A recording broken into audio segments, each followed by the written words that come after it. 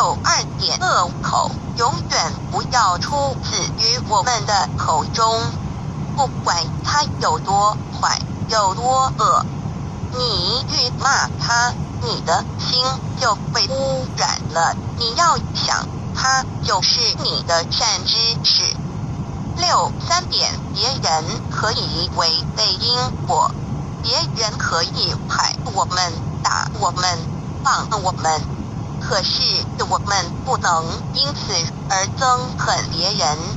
为什么我们一定要保有一颗完整的本性和一颗清净的心？4点如果一个人没有苦难的感受，就不容易对他人给予同情。你要学救苦救难的精神，就得先受苦受难。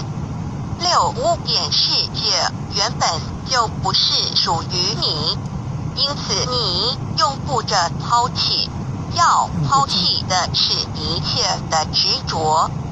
外部皆为我所用，但非我所属。